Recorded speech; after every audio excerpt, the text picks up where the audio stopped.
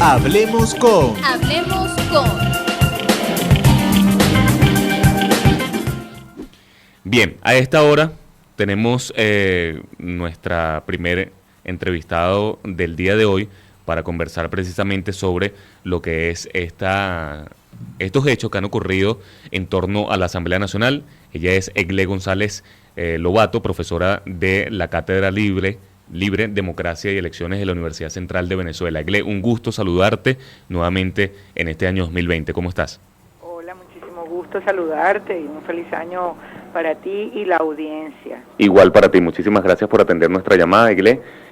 Bien, hemos estado pendientes, por supuesto, de todo lo que ha sucedido en torno a la Asamblea Nacional y sabemos que no le has perdido tampoco seguimiento a lo mismo. Bien, quería consultarte, por supuesto, poner en contexto lo que ha sido no solamente la juramentación de estas dos juntas directivas, sino más allá de ello, en tu experiencia, en tu especialidad en el área, sobre todo en el tema de negociación, de elecciones, ¿cuáles van a ser las consecuencias de esto, ¿no? Porque más allá de que aún no sabemos cuáles de estas dos juntas directivas pudieran tomar lugar hoy para la primera sesión ordinaria del periodo del año 2020, pues supone que va a ser más complicado el año. Si el año pasado ya había fractura dentro de la oposición, fractura incluso en los mecanismos de negociación entre el gobierno de Nicolás Maduro y la delegación de Juan Guaidó, pues esto de alguna forma supone que va a ser mucho más difícil este año, ¿no es así, Egle? Sí, bueno, por supuesto, te agradezco muchísimo la entrevista. Esto vale decir que es compleja la situación para comprenderla. No es muy sencilla, no es tan fácil, si no es solamente lo que uno está mirando, sino que uno mira qué hay detrás de toda la noticia que está que tiene información. Lo primero que hay que decir es que hay que lamentar que una arena deliberativa como es el Parlamento se convierta en una arena de guerra y de conflicto, ¿no? Y hay que llamar pues a que debe hacerse los esfuerzos para resolver este conflicto político por una vía pacífica y que le dé paz a los venezolanos y a los internacionales pues en el conflicto que está pasando Venezuela. Ahora, una de las preguntas que uno se hace es ¿por qué el oficialismo se fue por una vía tan, digamos que ha terminado siendo leída como violenta, improvisada, torpe, por la fuerza, contra la democracia, contra el Parlamento como símbolo democrático? ¿Por qué escoge esta vía? Yo me lo he preguntado, pero a cada rato. Y la gente me dirá, como lugar común, bueno, pero ¿y qué crees tú? Pues bueno, porque ellos actúan así, porque todo es por la fuerza. No, realmente no del todo es cierto, digámoslo así. ¿Por qué? Bueno, porque nosotros habíamos visto con Noruega o con la facilitación de Noruega que el oficialismo había avanzado en su intención de lograr acuerdos. Que eso se paró, que eso se suspendió, no quiere decir que el gobierno desestimara completamente, el gobierno de Nicolás Maduro, el oficialismo, desestimara completamente volver a sentarse en algún momento, tal vez con otro formato, con la facilitación internacional, para llegar a un entendimiento y un acuerdo sobre todo de gobernabilidad integral que definiera o por lo menos trazar una ruta no solamente de ahorita, sino de aquí a unos años, a 3 años. Entonces, cuando tú te preguntas eso y tú dices, ¿por qué se fueron por esta vía? Entonces, tú dices, bueno, el oficialismo tenía dos opciones. O hacía unas elecciones parlamentarias anticipadas y no las hizo. Llegó al final de año y te advierto que personalmente yo lo celebraba. ¿Por qué? Bueno, porque no fue en contra de las recomendaciones de la comunidad internacional ni de lo que la delegación de oposición o de los factores en contra del gobierno de Nicolás Maduro estaban apostando. Vamos a unas elecciones parlamentarias con un CNE, con unas condiciones para unas elecciones libres. Entonces, tú dices, no llegó a cambiar al Parlamento, siendo que el Parlamento tenía conflictos de intereses contrarios al Ejecutivo.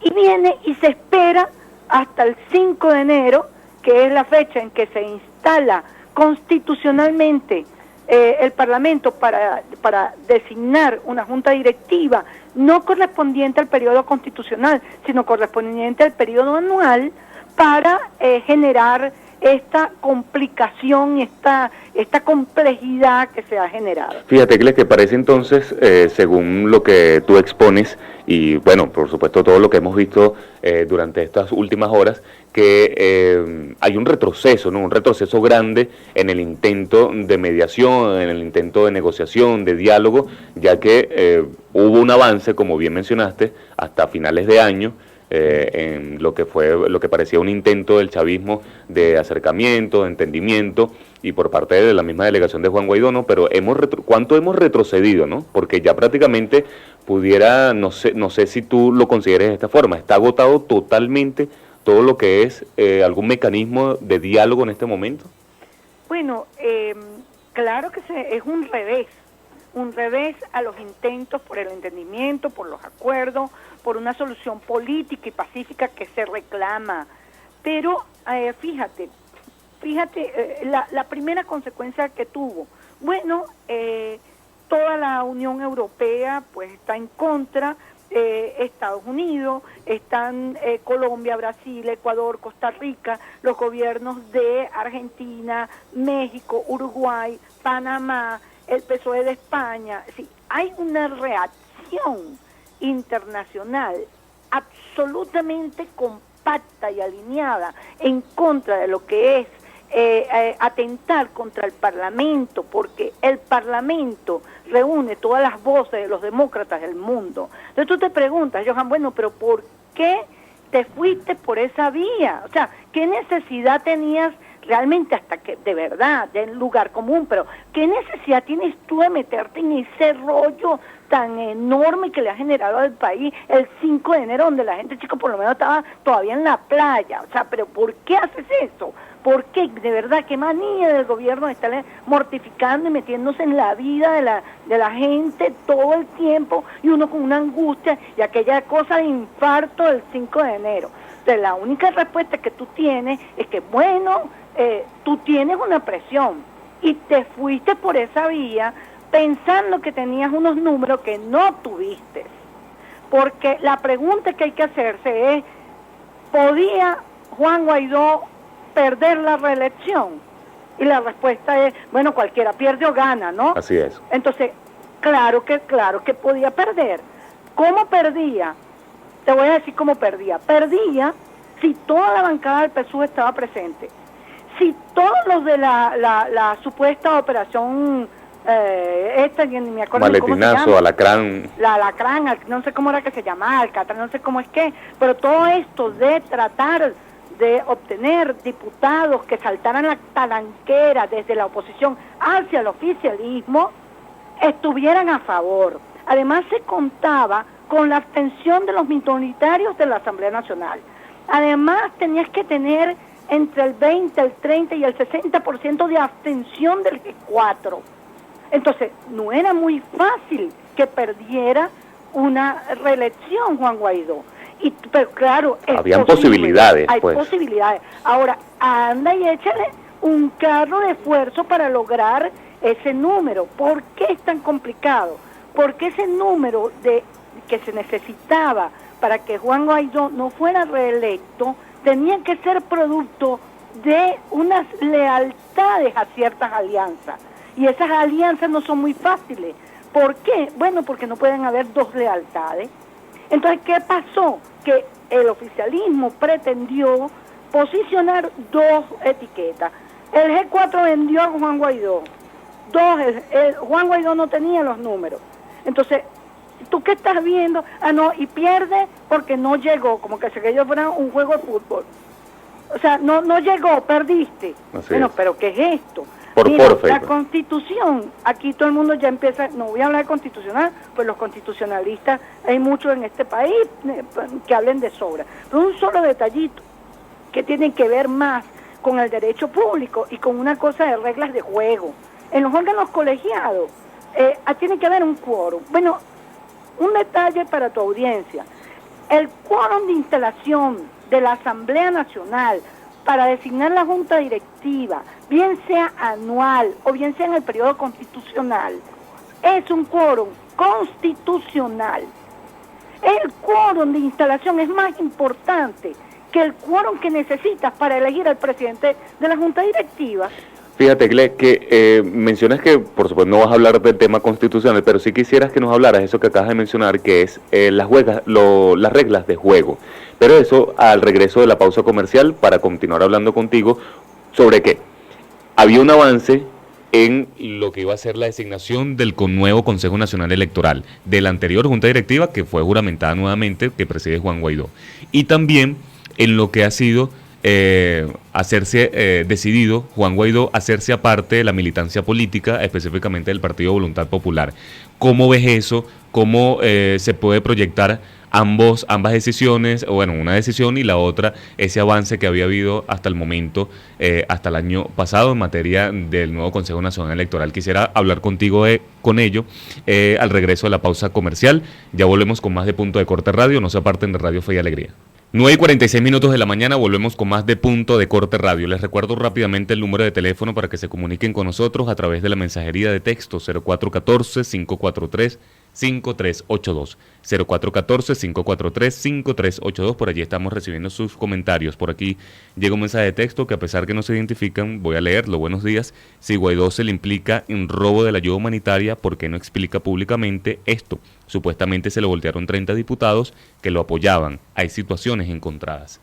Bien, son comentarios, por supuesto, reacciones de los oyentes a toda esta situación de la Asamblea Nacional. Muchos tendrán sus razones de dudar, otros, por supuesto, bien, por aquí nos despedimos de nuestra amiga Ingrid. Nosotros tenemos aún en línea telefónica a Egle González Lobato, profesora de la Cátedra Libre, Democracia y Elecciones de la Universidad Central de Venezuela. Estamos conversando sobre todos estos escenarios posibles en torno a la Asamblea Nacional, estas dos juntas directivas que han sido juramentadas el pasado día domingo, una dentro del hemiciclo de sesiones de la Asamblea Nacional y otra de manera externa. Egle, habíamos conversado, había dejado dos preguntas al aire. Una, lo que había sido el avance del Consejo Nacional Electoral, su designación que se había llevado a cabo hasta el pasado mes de diciembre del año pasado.